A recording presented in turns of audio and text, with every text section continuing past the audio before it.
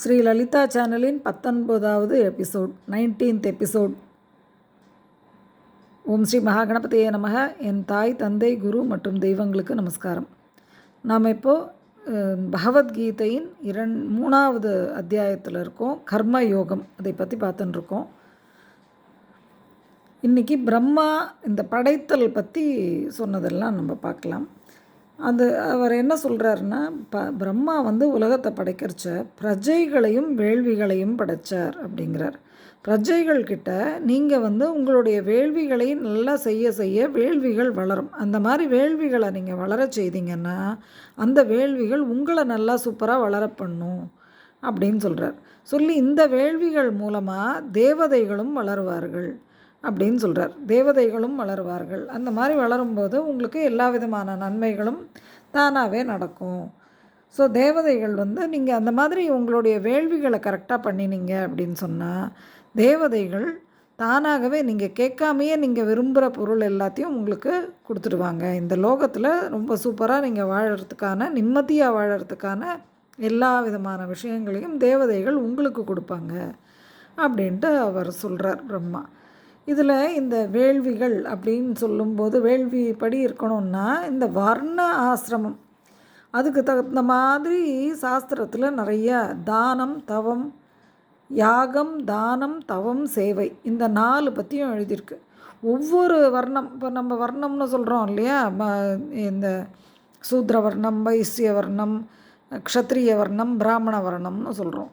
இப்போ நம்ம பிராமணர்கள்னால் இது பந்தா அப்படி எல்லாம் கிடையாது. ஆக்சுவலாக இது எப்படின்னு கேட்டால் ஒவ்வொருத்தர் இது தான் இது சொல்கிறார். யாகம், தானம், தவம், சேவை இந்த 4ம் ஒவ்வொருத்தருக்கும் விதிக்கப்பட்டிருக்கும். ஒவ்வொருத்தருக்குமே அவங்கவங்க எப்படி நமஸ்காரம் பண்ணணும், எந்த சாமியை வணங்கணும், எந்த மாதிரியான வேலைகள் செய்யணும் எல்லாருக்கும் விதிக்கப்பட்டிருக்கும். இப்போ பிராமணர் அப்படின்னு எடுத்துட்டா அவருக்கு வேலை செய்கிறது இருக்காது. இல்லைன்னா அவருடைய உடலை எப்படி பாதுகாக்க முடியும்? பண்ண முடியாது.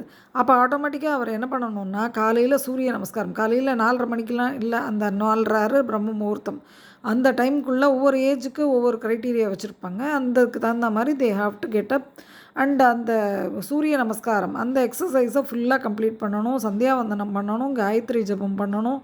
இதெல்லாம் அவள் பண்ணினாதான் அவரால் அவருடைய இது ஹெல்த்தை கரெக்டாக பார்த்துக்க முடியும். அண்ட் அவரோட மைண்டை அவர் கரெக்டாக வச்சுக்க முடியும். இல்லைனா இப்படியே தெரிஞ்சுட்டு இருக்க மாதிரி இருக்க முடியாது. அவங்களுக்கும் நிறைய டிசிப்ளின்ஸ் இருக்குது. அது மாதிரி இப்போ எப்படி ஒரு சூத்ரர் அப்படின்னா அவர் சூத்திரதாரி அவர் தான். அதனால் அவர் ஹி வில் பி டூயிங் அந்த machine work, agricultural work, garden work, then இந்த மாதிரி க்ளீனிங், இந்த ஒரு இப்போ ஒரு கேனால்லாம் எப்படி போடணும், எந்த பக்கத்தில் இரிகேஷன் இதுக்கு அந்த இதெல்லாம் போகும், வாட்டர் சேனல்ஸ்லாம் எப்படிங்கிறது இதெல்லாம் உழைப்பு. ஸோ அந்த மாதிரி உழைப்பு அதே மாதிரி வைஷ்யனுங்கும்போது பண்டமாற்று இங்கேருந்து அங்கே, அங்கேருந்து இங்கே மாற்றி. இப்போ அந்த மாதிரி ஒருத்தர் இல்லை அப்படின்னு சொன்னால் சும்மா விளைச்சல் ஒருத்தர் பண்ணார்னா அவர் அந்த விளைச்சலை அவரே வச்சுக்க வேண்டியது தான். அதுக்குனால எந்த யூஸும் இல்லை. ஏன்னா இப்போ ஒருத்தருக்கு அந்த பண்டமாற்றுக்கு வைஷ்யர் ஒருத்தர் இருந்தார்னா தான் இங்கேருந்து அங்கே மாற்றி வைக்கிறது, அங்கேருந்து இங்கே வைக்கிறது, அப்புறம் இதெல்லாம் ஜனங்களுக்கு பிடிச்சிருக்கு, அவங்களாம் இது வேணும்னு கேட்குறாங்க, இவங்க இது வேணும்னு கேட்குறாங்கன்னெலாம் சொல்ல முடியும். அங்கங்கே நடக்கிறது. இவர் போய் ஒன்று இங்கேருந்து அங்கே கொடுக்கும்போது தான் அவங்க ஒன்று கேட்பாங்க, இன்னொருத்தர் ஒன்று ஸோ இந்த என்னென்ன கேட்குறாங்கங்கிறது தெரியும். க்ஷத்ரியராக ஒருத்தர் இருக்கும்போது தான் நல்லா இருக்கிற ஒருத்தன்கிட்டேருந்து வாங்கி இதுவாக சுமாராக இருக்கிற ஒருத்தருக்கு தானம் தர முடியும். அந்த உலகம் அந்த நாடு மொத்தத்தையும் காப்பாற்ற முடியும். அப்போ தான் க்ஷத்ரியருங்கிற குலம் உபயோகமாக இருக்கும். அதே மாதிரி பிராமணருங்கிறவர் இது எல்லாத்தையும் இந்த மாதிரி அவர் தன்னை பாதுகாத்துக்கிறதுக்கு இந்த சூரிய நமஸ்காரம் அது இது எல்லாம் பண்ணிண்டு அதே நேரத்தில் he will be like a supervisor. இந்த 3த்தையும் அப்சர்வ் பண்ணி அதில் எல்லாம் என்ன தேவைப்படுறது, அமைதியாக இருக்கிறதுக்கு என்ன வேணும், எல்லோரும் நிம்மதியாக இருக்கிறதுக்கு என்ன வேணும், எல்லோரும் சந்தோஷமாக அதை வளர்க்குறதுக்கு என்ன வேணும், இதெல்லாம் அவங்க பார்ப்பாங்க. இந்த மாதிரி ஒவ்வொருத்தருக்கும் ஒவ்வொரு இது. நான் சின்னதாக சிம்பிளாக சொல்லி முடிக்கிறேன் எல்லாமே. இதில் டீப்பாக போனோன்னா நிறைய விஷயங்கள் இருக்குது. அப்போ பார்த்தோன்னா நமக்கு இவ்வளோ இருக்கா, இது இன்னும் இப்படியா, நம்ம இதை போய் இவ்வளோ கேவலமாக சொன்னோமே, இந்த 4 வர்ணாசிரமம்னு கேவலப்படுத்தி பேசணுமேன்னு தோணும். ஆக்சுவலாக அதிலெல்லாம் நிறைய விஷயங்கள் இருக்குது. வெறும் பிராமணருக்குள்ளேயே நிறைய பிரிவினை இருக்கும். அதெல்லாம் அவங்க பார்த்து பண்ணணும். இப்போ அதெல்லாம் பாசிட்டிவாக பண்ணாமல் நெகட்டிவில் பண்ணும்போது நம்மளுக்கு அவங்க பாரு எப்படி இருக்காங்க, ஒருத்தருக்கு ஒருத்தர் ஆகலை அப்படி சொல்லுவோம். ஆனால் பாசிட்டிவாக கொண்டு போகிறதுக்கு தான் இந்த இதுவே உருவாக்கப்பட்டிருக்கு இந்த லோகத்தில். ஸோ இதில் வந்து இந்த யாகம், தானம், தவம், சேவை இதுக்கும் இதையும் கரெக்டாக பண்ணணும். இது எப்படின்னா ஒவ்வொன்றுத்துக்கும் அந்த சித்தி இதெல்லாம் வந்து பண்ணுறதுக்கே வந்து நம்ம கர்மத்தை கரெக்டாக பண்ணினா தான் பண்ண முடியுமா? எது எது யாகத்தை, தானத்தை, தவத்தை, சேவையை, இது 4மே. சேவைன்னா சர்வீஸ். இதெல்லாம் பண்ணணுன்னா நம்ம வந்து அந்த கர்மங்கள் நம்மளுடைய கடமைகளை ஓரளவுக்கு கரெக்டாக பண்ணும்போது தான் நமக்கு இதெல்லாம் சித்திக்குமா. சரி, அப்புறமா இன்னொன்று என்னன்னா, இந்த வர்ணம், ஆசிரமம், இயல்பு, சூழ்நிலை இந்த 4யும் ஃபாலோ பண்ணணும் அப்படிங்கிறாங்க. இந்த வர்ணம், ஆசிரமம், இயல்பு, சூழ்நிலை. இயல்புன்னா நேச்சுரலாக நமக்கு நம்மளுடைய நேச்சர், மற்றவங்களோட நேச்சர் இந்த மாதிரி இருக்கிறது நேச்சுரலாக இருக்கக்கூடிய விஷயம். ஆசிரமம் அது வந்து அந்த அந்த இடம் அந்த இதுக்கு இருக்க ஆப்பர்ச்சுனிட்டிஸ்னு கூட எடுத்துக்கலாம். சூழ்நிலைங்கிறது அந்த அந்த இடத்தினுடைய இது எப்படி இருக்குது, எப்படி அமைஞ்சிருக்கு அமைப்பு அப்படின்னு கூட எடுத்துக்கலாம். ஆசிரமம், சூழ்நிலை இதெல்லாம் கிட்டத்தட்ட அந்த இதில். வர்ணம்ங்கிறது எந்த இதில் பிறந்தோம் நம்ம, இந்த 4 வர்ணத்தில் அந்த மாதிரி ஒவ்வொன்றும். இதெல்லாம் வந்து சிம்பிளாக ஐம் டெல்லிங். ஆக்சுவலாக உள்ளே போனோன்னா நிறைய ஒன்றும் மீனிங்கே நிறைய வந்து அது பெரிய பெரிய விஷயம். அதுக்கான நிறைய பிரிவுகள்லாம் இருக்கும், ஒவ்வொன்றும் இருக்கும்.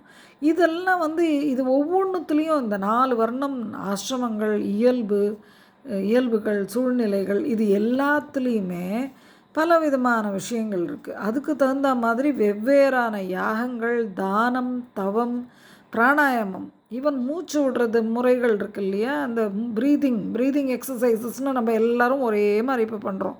அப்படி கிடையாது. சூத்ரன் வந்து அவங்க வந்து ஓவர் உழைப்பாக இருக்கும், அவங்களுக்கு ஒரு பிராணாயாமம் இருக்கும்.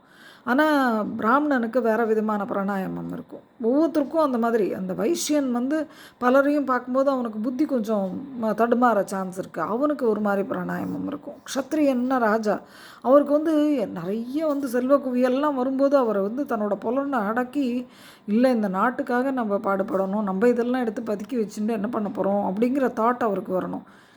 ஸோ இது இந்த என்னுடைய வாழ்க்கையே ஒரு யாகம் தான்ங்கிற தாட்டு ஒவ்வொருத்தருக்கும் வரணும். அதே மாதிரி இந்த க்ஷத்ரியருக்கு வந்து இன்னும் ஜாஸ்தியாகவே அவர் எடுத்து வச்சுக்க முடியும் இல்லையா, அவருக்குன்னு சேர்த்து வச்சுக்க முடியும் இல்லை. இந்த நாட்டுக்கு கொடுக்காம அவங்க கஷ்டப்பட்டு இருப்பாங்க, பரவாயில்ல ஏதோ வேண்டியதை கொடுத்துட்டேன் அப்படின்னு இருப்பாங்க இல்லையா, அந்த மாதிரி ஒரு தாட் வராமல் இருக்கிறதுக்கு. ஸோ இந்த பிராணாயாமம்லாம் வந்து பலவிதமான பிராணாயாமம், பலவிதமான தானம், யாகம், தவம் ஒவ்வொருத்தருக்கும் தகுந்த மாதிரியானது இருக்குது.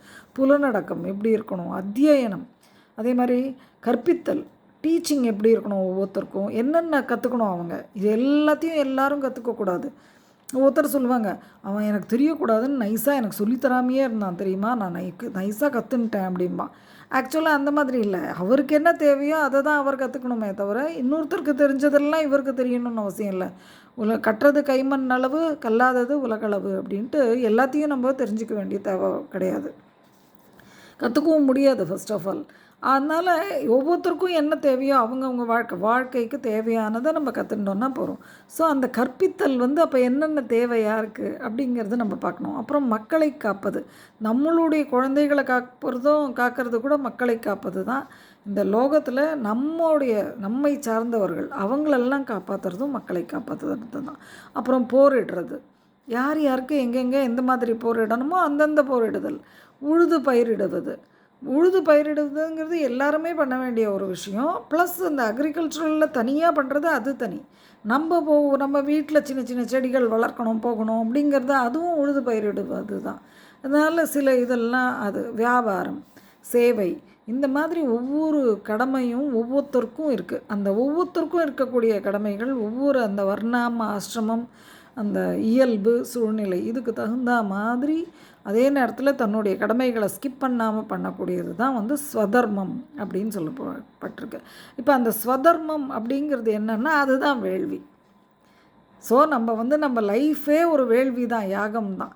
அந்த லைஃப்பை வந்து அதை பகவானுக்கு அர்ப்பணம் செய்கிறேன் அப்படின்னு சொல்லி நம்ம பண்ணும்போது தட் பிகம்ஸ் வேள்வி. நான் வந்து இதில் எந்த ஒரு விதமான சுயநலமும் எனக்கு கிடையாது, எனக்கு என்ன தேவையோ என் குழந்தைகளுக்கு என்ன தேவையோ அந்த அளவுக்கு மட்டும் நான் சேர்த்து வச்சுருக்கேன், பாக்கி நான் தான தர்மம் பண்ணுறேன், எல்லோரும் நல்லா இருக்கணும் அப்படின்னு சொல்கிறது தான் வந்து ஸ்வதர்மம். அதுவே ஒரு வேள்வி அப்படின்னு சொல்கிறார். ஸோ இந்த மாதிரி வேள்வி பண்ணும்போது தேவதைகள் சந்தோஷமாயிடுவாளாம். ஸோ தேவதைகள்லாம் நல்ல தேவதைகள், அதாவது நல்ல தேவதைகள் அவங்க வளருவாங்க. அவங்க வளரும்போது ஆட்டோமேட்டிக்காக என்ன ஆகும், யாரால் அந்த தேவதைகள் வளர்ந்தார்களோ அவங்களுக்கெல்லாம் தேவதைகள் அவர்களுக்கு என்னென்ன தேவையோ, அந்த வாழ்க்கைக்கு என்ன தேவையோ, நிம்மதியாக இருக்கிறதுக்கு என்ன தேவையோ அதையெல்லாம் வந்து பூர்த்தி செய்திடுவார்கள் அப்படின்னு அவங்க சொல்கிறாங்க. ஸோ அதனால் நம்ம என்ன பண்ணணும்னா, இப்போ நமக்கு என்ன தேவையோ அதை நம்ம செஞ்சுக்கணும். அவர் கூடவே ஸ்ரீகிருஷ்ணர் இன்னொன்று என்ன சொல்கிறாருன்னா, உன்னுடைய உடலை பேணி பாதுகாத்தல் கூட வந்து ஒரு ஸ்வதர்மம் தான், அதுவும் உன்னுடைய கடமை அப்படிங்கிறார். ஸோ அதையும் நம்ம தான் பண்ணணும். நம்மளையும் நம்ம பார்த்துக்கணும், நம்ம குடும்பத்தையும் பார்த்துக்கணும். ப்ளஸ் உலகத்தில் நமக்கு போக நம்மளால் உழைக்க முடிஞ்சது என்னென்ன பண்ண முடியுமோ அதை மற்றவங்களுக்கும் தான தர்மம் செய்து நம்ம வந்து வாழணும் அப்படின்னு சொல்கிறார். அப்புறம் மீதமான எதெல்லாம் இருக்கோ அதெல்லாம் வந்து எல்லாருக்கும் தந்து அந்த மாதிரி வாழ பழகணும் அப்படின்னு சொல்கிறார். அந்த மாதிரி செஞ்சுட்டு அதை தவிர இப்போ நம்ம வந்து என்னென்ன சம்பாதிக்கிறோம், சாப்பிட்றதுக்கு உணவு சமைக்கிறோம், இதெல்லாம் செய்யும்போது அதையெல்லாம் பகவானே இது உன்னுடையது தான், எனக்கு இதெல்லாம் நீ கொடுத்துருக்க, ரொம்ப தேங்க்ஸ் அப்படின்னு சொல்லி நைவேத்தியம் வைக்கிறது. அதே மாதிரி சாப்பிட்ட உடனே, சாப்பிட்றதுக்கு முன்னாடி சமைச்ச உடனே காக்காய்க்கு கொஞ்சம் வைக்கிறது, பசுமாட்டுக்கு கொஞ்சம் வைக்கிறது, இதெல்லாம் எதனால் பண்ணுறோம் அப்படின்னா தானம். இதெல்லாம் வந்து ஒரு தானம், இதெல்லாம் வந்து ஒரு யாகத்தில் சேர்ந்தது. ஏன்னா எப்படி யாகத்தில் சேர்ந்ததுன்னா, இங்கே இருக்கக்கூடிய அத்தனை உயிரினங்களையுமே யார் படைச்சா? பகவான் தான் படைச்சிருக்கார். அப்போ எல்லாருக்குள்ளேயும் பகவான் இருக்காருன்னு நம்ம சொல்கிறோம். அப்போது இந்த ஒரு ஜீவன் ராசிக்கும் நம்ம கொடுக்கும்போது பசுமாடுக்கு ஏன் ரொம்ப நல்லது கொடுத்தா நல்லது அப்படின்னா, அந்த பசுமாடு வந்து மற்ற எல்லாருக்கும் பால், தன்னுடைய கண்ணுக்குட்டிக்கு மட்டும் இல்லாமல் இந்த லோகத்தையே காப்பாற்றுறதுக்கு பால் கொடுக்கறது. ஒரு குழந்த அழுதுது, ஒன்றுமே கிடைக்கலன்னா கூட பசுமாட்டுக்கிட்டேருந்து இத்தனை பால் வாங்கி எடுத்து கொடுத்தோன்னா, இல்லை எந்த ஒரு மாடாக இருந்தாலும் பரவாயில்ல, அதில் பசுமாடு கொஞ்சம் இன்னும் நல்லது, குழந்தைக்கெலாம் பசுமாடு நல்லதும்பாங்க. அதனால எடுத்து கொடுத்தோன்னா அது அந்த குழந்தைகளோட இதை வந்து உயிரையே காப்பாற்றுற ஒரு விஷயமா இருக்குது. ஸோ இந்த மாதிரி சர்வீஸிங் இது வந்து அதுக்கு நிறையா இருக்குது. அது யாரையும் டக்குன்னு போய் அஃபெக்ட் பண்ணுறதில்ல, ரொம்ப சாதுவான ஒரு ஜீவனாக இருக்குது. இந்த மாதிரிலாம் இருக்கிறதுனால தான் அதை ரொம்ப ஹையாக பார்க்குறோம். ஸோ அந்த மாதிரி மாட்டுக்கு, காக்கா வந்து இப்போ ஆக்சுவலாக இந்த மாடு கேஸில் மாடு எங்கேயும் போய் திருடிலாம் சாப்பிடாது. இப்போ நாய் ஓடி போய் எப்படியாவது குதிச்சு இதிச்சு எப்படியாவது சாப்பிடும், சண்டை போட்டாவது சாப்பிடும். ஆனால் மாடு அப்படி கிடையாது, அப்படியே இருக்கும். இந்த மாதிரி சில விஷயங்கள், ஏதோ இன்னும் நிறைய விஷயங்கள் இருக்குது, அதெல்லாம் எடுத்து தான் அதோடைய சாணம் இது எல்லாமே வந்து மெடிசினல் பர்பஸ்க்கு யூஸ் ஆகும். இந்த மாதிரி விஷயங்கள் நிறைய அவங்க இது பண்ணி தான் அந்த இதை வந்து அது தவிர இந்த மாடில் வந்து பலவிதமான தேவதைகளோட இது வந்து இருக்குமா, அவங்களால அதில் வாழ முடியுமா. அதனால் நிறைய தேவதைகள், நல்ல நன்மைகள் நடக்கும் இடங்களில் இருக்கிற பசுமாடு மேலே அந்த தேவதைகள் உட்கார்ந்துருப்பாங்களாம். இது கடவுள், தேவதை அந்த மாதிரி இருக்கக்கூடிய சக்திகள் அதில் இருப்பாங்களாம். அதனால் it is good if you give to இது பசுமாடு அப்படின்னு சொல்கிறான். அதே மாதிரி காக்காய் பார்த்தோன்னா அதுக்கு வந்து அதனுடைய சோல் ஒரு அறையில் இருக்குமா, இன்னொரு அறையில் ஒரு சோலுக்கு காலியாக இருக்குமா, இடம் இருக்குமா. ஸோ இந்த பித்ருக்கள் வந்து இந்த காக்காய்க்குள்ளே தான் அந்த இன்னொரு சோலுக்கான இடம் இருக்குது இல்லையா, அங்கே போய் உட்காந்து தான் நம்ம கொடுக்குறதெல்லாம் ஏற்றுப்பாங்களாம். அதனால பல காக்காய்க்குள்ளே வந்து உட்காந்துப்பாங்க அப்படின்லாம் நிறையா இந்த சாஸ்திரம்லாம் கூட சொல்லுவாங்க. இந்த பக்கத்துலேருந்து வந்தால் நம்மளுடைய வீட்டு பித்ருக்கள், அந்த பக்கத்துலேருந்து வந்ததுன்னா அம்மா வீட்டு சைடு பித்ருக்கள், இது அப்பா வீட்டு சைடு பித்ருக்கள் அப்படின்லாம் சொல்லுவாங்க. ஸோ இந்த மாதிரி பல விஷயங்கள் இருக்குது. அதனால் இப்போ பெண்ணாக இருந்தாக்கா கணவர் வீட்டு சைடு பித்ருக்கள் இந்த பக்கம் வருவாங்க, அந்த பெண்ணுடைய வீட்டு சைட்லேயோ இல்லை கணவருடைய அம்மா வீட்டு சைட்லேயோ இருக்கிறவங்க அந்த பக்கத்துலேருந்து வருவாங்க. இப்படிலாம் சில இதெல்லாம் கூட இருக்குது, வாஸ்து சாஸ்திரமாக இங்கே வெயிட் பண்ணுவாங்க. ஸோ காக்கா எப்படி வந்ததுன்னா இந்த சைடில் இந்த பித்ருக்கள் வந்திருக்கிறதுக்கு வாய்ப்பு இருக்குது, அவங்க வந்து தான் இன்றைக்கி சாப்பிட்ருப்பாங்க அப்படின்லாம் சொல்லுவாங்க. அதனால தான் மகாலய பட்சத்தில் எல்லாருக்குமே வந்து நம்ம அந்த எல்லாரோட பேரையும் சொல்லி அந்த பித்ருக்காரியம் செய்கிறோம். ஓகேவா. ஸோ அதனால் இதெல்லாம் அவர் சொல்கிறார். இந்த மாதிரி ஒருத்தருக்கும் இது இல்லாமல் நீங்கள் வந்து பண்ணணும், உங்களுடைய அந்த வாழ்க்கையே நீங்கள் வந்து ஒரு யாகமாக வச்சுட்டு அந்த வேள்வியை நீங்கள் கரெக்டாக பண்ணின்னு வரணும். அந்த மாதிரி பண்ணின்னு வந்தீங்க அப்படின்னு சொன்னால் அது வந்து இதுவாக இருக்கும். இதனுடைய படைப்பினுடைய இது எப்படி கண்டினியூவிட்டி எப்படி பண்ணியிருக்காரு அப்படிங்கிறதையும் அவரே சொல்கிறார். இது வந்து பரபிரம்மமான பரமாத்மா தான் வேள்வியில் இருக்கார். இந்த யாகங்கள் ஒவ்வொருத்தரும் நடத்துகிறாங்க இல்லையா, அந்த வேள்வி, அந்த யாகம், அவருடைய வாழ்க்கையில் பரமாத்மா தான் உள்ளே இருக்கார். அதனால நம்ம வந்து எனக்குள்ளே பரமாத்மா இருக்கார், என்னுடைய இந்த வாழ்க்கை பரமாத்மாவோடது அப்படிங்கிற எண்ணத்தோட வாழ்க்கையை நீங்கள் நடத்துனீங்கன்னு சொன்னால் உங்களால் அந்த பயத்தோடு இருக்கும்போது கரெக்டாக உங்களால் வாழ்க்கையை நடத்த முடியும். இதுவே டீவியேட் ஆறீங்கன்னு சொன்னால் என்னையே ஒதுக்கிட்டு நீங்கள் வந்து நீ பரமாத்மா உள்ளே இருந்தாலும் பரவாயில்லை, நான் வந்து இப்படி தான் இருப்பேன் அப்படின்னு இருக்கிறது தான் இல்லையா? ஸோ அது வந்து பாவத்தின் இது அப்படின்னு சொல்கிறார். சொல்லிவிட்டு அந்த வேள்வியிலேயே நான் இருக்கேன் அப்படிங்கிறார். இது பரமாத்மா இருக்கார் அப்படின்ட்டு. அதுலேருந்து இப்போ அப்போ வேள்வியிலேயே தான் பரமாத்மா இருக்கார். அந்த பரபிரம்மமான பரமாத்மாலேருந்து தான் வேதம் தோன்றினது. வேதம் வந்து வேதத்துலேருந்து கர்மத்தோட தொகுப்பு. அதாவது இந்த மாதிரி டிஃப்ரெண்ட் குரூப்ஸ் இருக்கும், இந்த மாதிரிலாம் இது இருக்கலாம். இப்போது இல்லைன்னா நமக்கு எப்படி தெரியும்? இப்போ நம்ம பிறக்கும்போது நமக்கு இதெல்லாம் தெரியுமா? இந்த மாதிரி ஒரு வேலை இருக்குது, இந்த மாதிரி ஒரு வியாபாரம் பண்ணுற வேலை இருக்குது இல்லையா? ஆட்சி பண்ணுற வேலை இருக்குது, அப்படியும் இல்லையா? இது பண்ணலாம், நம்ம வந்து பிராமணர் மாதிரி இருந்து பார்க்கலாம். இந்த இடத்துல பிராமண குலம்னு நீங்கள் எடுத்துக்க வேண்டாம், ஜஸ்ட் பிராமணன்றதை ஒரு வர்ணமாக வச்சுக்கோங்க. அவங்கள மாதிரி நம்ம வந்து இது எல்லாத்தையும் அப்சர்வ் பண்ணி எது ரைட்டு எது தப்பு, யாருக்கு எந்த மாதிரி டீச்சிங் தேவை, யாருக்கு எந்த மாதிரி இது வேணும், இதெல்லாம் பார்க்குறவராக இருக்கணும். இந்த மாதிரியெல்லாம் வந்து நம்மளுக்கு எப்படி தெரியும்? இதெல்லாம் வந்து பகவான் தான் படைச்சிருக்கார். அவர் வந்து அந்த தொகுப்பு டிஃப்ரெண்ட் குரூப் ஆஃப் கர்மான்னு பேர். இந்த 4 குரூப் ஆஃப் கர்மா, இந்த 4 குரூப்லேயும் ஒவ்வொன்று இருக்கும். இப்போ சூத்ர வர்ணம்னா அதில் வந்து அக்ரிகல்ச்சர் இருக்கும், சிற்பி இருப்பார், தென் இது பூமியை பாதுகாக்கிறது, க்ளீன் பண்ணுறது அந்த மாதிரி இருப்பார். தென் அந்த இந்த சேனல்ஸ் கெனாலுக்காக இந்த வாட்டர் சேனல்ஸ் இதெல்லாம் பண்ணுறவர் ஒருத்தர் இருப்பார். அந்த மாதிரி பல குரூப்ஸு. அவங்க பார்த்தாக்கா எல்லாருமே இந்த மாதிரி வியாபாரியில் பல விதமான வியாபாரிகள் இருக்கார். ஒருத்தர் வந்து துணி வியாபாரியாக இருக்கார், நம்மளே பார்க்குறோம் இல்லையா, கோல்டு வியாபாரியாக இருக்கார் ஒருத்தர். இந்த மாதிரி பலரும் ஒவ்வொருத்தரும் ஒவ்வொன்று பண்ணுறாங்க. இதே மாதிரி இந்த சூத்திரதாரிலேயே பார்த்தோன்னா அந்த காலத்தில் இந்த பிராமணர்கள் தனியாக இருப்பாங்க. அவங்களுக்கு ஒரு இது தனியாக கொடுத்துருவாங்க. ஏன்னா அவங்க கெட்டு போகக்கூடாதுன்னு சொல்லிட்டு ரோல் மாடலாக தான் இருக்கணும். அப்போ தான் அந்த ஊர் அவங்கள பார்த்து நம்ம இப்படி தான் வாழணும்னு நினைக்க ஆரம்பிக்கணும். அதுக்காக அப்படி ஒரு இடம் வச்சுடுவாங்க. அவங்கள சுற்றி ரொம்ப பெஸ்ட்டாக இருக்கிற இவங்க சூத்திரதாரிஸ் இருப்பாங்க. அவங்க தான் அவங்கள பாதுகாக்கிறவங்களாகவும் இருப்பாங்க. அவங்களுக்கு ஏதாவது ஹெல்ப் வேணும்னாலும் பணிவிடை செய்கிறது எல்லாம் பண்ணுவாங்க. இப்போ அதனால தான் பிராமணர்களுக்கு வந்து பிக்ஷை எடுத்து சாப்பிட்றதுன்னு. பிக்ஷை எடுத்துன்னா அந்த பிராமணன் போய் அம்மா தாயேன்னு சொல்கிறது கிடையாது பிச்சை.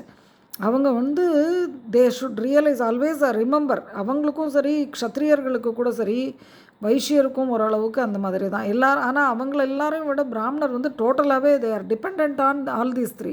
அதனால இவங்களுக்கு வந்து எப்போயும் அந்த ஞாபகம் இருக்கணுமா, நம்ம வந்து பிக்ஷை இவங்க 3 பேர், இந்த 3 குலமும் இருந்தால் தான் நம்மளால் வாழ முடியும். அதனால் நம்ம செய்ய வேண்டிய இந்த யாகங்களையும் இந்த கோவில் பண்ணக்கூடிய அந்த விஷயங்களையும் ப்ளஸ் இந்த இவங்களுக்காக நம்ம பண்ண வேண்டிய அந்த ப்ரேயர்ஸ், அந்த எல்லா ப்ரேயர்ஸையும் எல்லாத்தையுமே வந்து இவங்களுக்குள்ளே இருக்க வேண்டிய ஒற்றுமையை வளர்த்தல், இந்த மாதிரி எல்லா விஷயங்களையும் நாங்கள் வந்து கரெக்டாக பண்ணணும். ஏன்னா நம்ம தான் அவங்கக்கிட்ட அவங்களுடைய தயவில் தான் நம்மளுடைய இந்த உடல் வாழறது. அதை வச்சு தான் நம்ம இத்தனை வருஷம் வாழ்ந்துட்டுருக்கோம், இனிமேவும் வாழப்போகிறோம். இங்கே இருக்கிற வரைக்கும் இவங்களால தான் நம்மளுடைய யாகம் கரெக்டாக நடக்கிறது.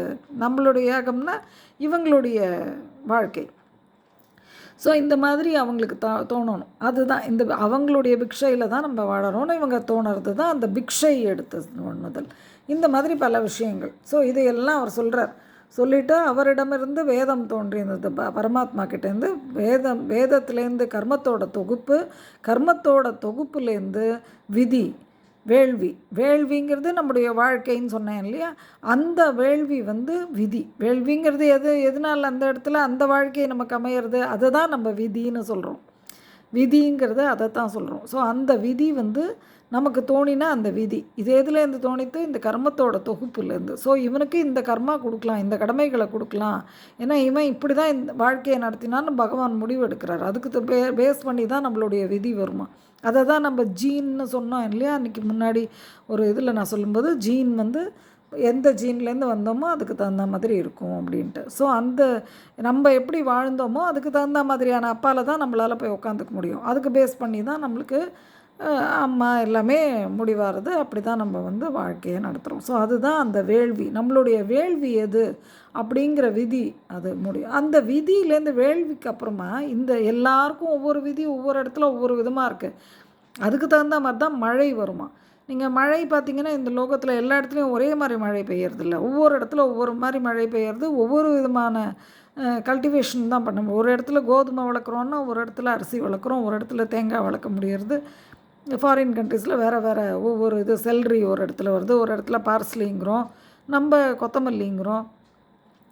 ஸோ இந்த மாதிரி பல விதமான இது அதை அப்படின்னா என்ன, அந்த மழை வந்து இந்த வேள்வி விதிகள் இருக்குது இல்லையா, அதை பேஸ் பண்ணி தான் மழை வருமா. அந்த மழையை பேஸ் பண்ணி தான் உணவு உற்பத்தி உண்டாகும் அப்படிங்கிறார். அந்த மழையை பேஸ் பண்ணி தான் ஃபுட் ப்ரொடக்ஷன் இருக்கும். அன்னம், நம்ம சாப்பிட்ற அன்னம் வந்து அது அந்த உணவினுடைய உற்பத்தி வந்து மழையை பேஸ் பண்ணியிருக்கும். அப்போ இதை பேஸ் பண்ணி தான் திருப்பியும் உயிரினங்கள் உருவாகிறது, உயிரினங்கள் வளர்றது, உயிரினங்கள் வாழறது, உயிரினங்கள் மடியறது இது எல்லாமே. ஏன்னா கடைசியில் நம்மளால் சாப்பிட முடியாமல் போகும்போது தான் கொஞ்சம் கொஞ்சமாக போய் கடைசியில் உடம்பு டவுன் ஆகிடுறது. இல்லை அந்த சாப்பாடு ஒத்துக்க மாட்டேங்கிறது, சாப்பிட முடியல, ஏதோ ஒன்று நடக்கிறது.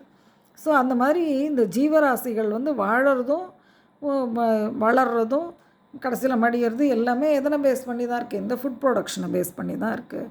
ஒரு சின்ன எக்ஸாம்பிளுக்கு, இப்போ ஒரு பாக்டீரியாவோ இல்லை ஒரு வைரஸோ உருவாகணுன்னா கூட என்ன வேணும், ஒரு ஹீட்டாக இருக்கணும், ஒரு அந்த தண்ணியோட அந்த ஹீட்டு கொஞ்சம் இருக்கணும். ஏதாவது ஒரு சின்ன ஹியூமிடிட்டி இருந்தால் கூட போதும், அது என்ன பண்ணும், டக்குன்னு ஒரு அந்த இடத்துல ஒரு பாக்டீரியாவோ வைரஸோ உருவாகிடுறது. இது நம்மளே கண் கூட பார்க்குறோம். இந்த தயிரை வெளியிலேயே வச்சோன்னா கொஞ்சம் நல்லா அது மேலே ஒரு ஃபங்கஸ் ஃபார்ம் ஆகிடும். அதே மாதிரி ஏதாவது ஒரு காய் ஏதாவது ஒரு கவரில் போட்டு சும்மா வெளியில் அப்படியே வச்சோம்னா அது அப்படியே ஃபங்கஸ் ஃபார்ம் ஆகிடும். அந்த ஹீட்டு தாங்காமல் அந்த ஹீட்டுக்கும் உள்ள இதுக்கும் அதில் வந்து ஒரு உயிரினம் ஏதோ ஒன்று உற்பத்தி ஆகும். ஸோ இந்த மாதிரி நல்ல ஜீவனாக இருந்தாலும் சரி, கெடுதல் பண்ணுற ஜீவனாக இருந்தாலும் சரி, இட் இஸ் கெட்டிங் இது இல்லையா, உற்பத்தி ஆகிடுறது. ஸோ இதுதான் வந்து பரம்பரையாக தொடங்கி வைக்கப்பட்ட படைப்பு சக்கரம் அப்படின்னு அவர் சொல்கிறார். ஸோ இதை வந்து நம்ம கடமையை அதுக்கு தகுந்த மாதிரி நம்மளுடைய புலனை அடக்கி செய்யணும். இல்லைன்னா அவன் வந்து ஒரு பாவ வாழ்க்கை தான் வாழறான் அப்படின்னு சொல்கிறார். இதுக்கப்புறம் இதுக்கு ஃபர்தராக என்ன சொல்கிறாருங்கிறத அடுத்த வாரம் நம்ம பார்க்கலாம். நம்மளும் முடிஞ்ச வரைக்கும் நல்ல வாழ்க்கையை, நம்முடைய வாழ்க்கை வந்து ஒரு நம்மளுடைய வேள்வி அப்படிங்கிறத புரிஞ்சுட்டு நம்ம நல்லா வாழ முயற்சி பண்ணுவோம். பகவான் உங்களுக்கும் எனக்கும் எல்லாருக்கும் எல்லா விதமான நன்மைகளையும் செய்து தரணும்னு வேண்டிக்கிறேன். நீங்களும் எனக்கும் உங்களுக்கும் எல்லாருக்கும் வேண்டிக்கோங்க. சர்வம் ஸ்ரீ கிருஷ்ணார்ப்பணமஸ்து, ஸ்ரீ லலிதார்ப்பணமஸ்து. நன்றி.